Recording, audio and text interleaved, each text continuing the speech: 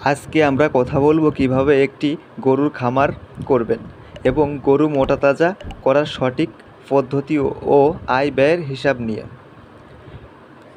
গরুর খামার বাংলাদেশের একটি লাভজনক ও সম্ভাবনাময় ব্যবসা, তবে সঠিক পরিকল্পনা, যত্ন এবং হিসাব ছাড়া সঠিকভাবে লাভবান হওয়া কঠিন। চলুন ধাপে ধাপে জানি কিভাবে একটি খামার শুরু করবেন। অন্তত 5 থেকে 10 কাঠা খোলা জায়গা প্রয়োজন, যাতে গরু চলাফেরা করতে পারে এবং পর্যাপ্ত আলো বাতাস পায়। গরু নির্বাচন বা গরুর জাত নির্বাচন। গরুর জাত যেমন দেশি বা শাহিওয়াল জাতের গরু কম খরচে বেশি লাভ দেয়। গরু কেনার সময় তার বয়স, স্বাস্থ্য ও দাঁতের অবস্থা দেখে কিনবেন। খামারের অবকাঠামো: ভালো ছাউনি, পানি নিষ্কাশনের ব্যবস্থা, গোবর ব্যবস্থাপনা ও আলাদা খাবারের জায়গা থাকা জরুরি। প্রশিক্ষণ: খামার শুরু করার আগে অন্তত 5 থেকে 7 দিনের প্রশিক্ষণ গ্রহণ করা জরুরি, যা প্রাণী সম্পদ অধিদপ্তর বা বেসরকারি প্রতিষ্ঠান থেকে পাওয়া যায়।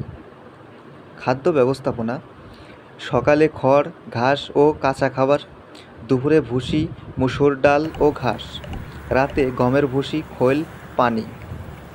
মাঝে মাঝে খনিজ লবণ, ক্যালসিয়াম ও ভিটামিন দিন।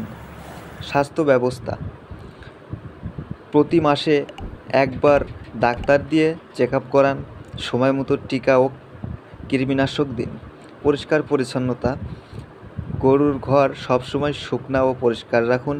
প্রাকৃতিক পদ্ধতি ব্যবহার করুন, রাসায়নিক ইনজেকশন বা ট্যাবলেট ব্যবহার না করে প্রাকৃতিকভাবে গরু মোটাতাজাকরণ করুন। আয় ব্যয়ের হিসাব: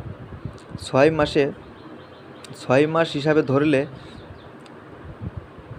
গরু কেনা প্রতি পিস গড়ে 50,000 টাকা করে। 5টি গরু কিনলে তার দাম 2,50,000 টাকা। খাবার ঔষধ প্রতি মাসে গড়ে 6,000 টাকা, তাহলে 36,000 টাকা। অন্যান্য খরচ 14,000 টাকা। মোট খরচ দাঁড়ায় 3 লক্ষ টাকা। বিক্রয় মূল্য: গড়ে প্রতি গরু 80,000 টাকা করে বিক্রি করা যায়, তাহলে 80 গুণ 5, 4 লক্ষ টাকা। মুনাফা প্রায় 1 লক্ষ টাকা হয়ে থাকে। এই ছিল গরুর খামার শুরু করার ধাপ, মোটা তাজা করার পদ্ধতি এবং সম্ভাব্য আয় ব্যয়ের হিসাব। সঠিক পরিকল্পনা, যত্ন ও ধৈর্য থাকলে গরুর খামার হতে পারে আপনার জীবনের একটি বড় সফলতা। ভিডিওটি ভালো লাগলে অবশ্যই লাইক, কমেন্ট, শেয়ার এবং সাবস্ক্রাইব করতে ভুলবেন না। দেখা হবে আবার নতুন কোনো ভিডিওতে। সে পর্যন্ত ভালো থাকুন, সুস্থ থাকুন।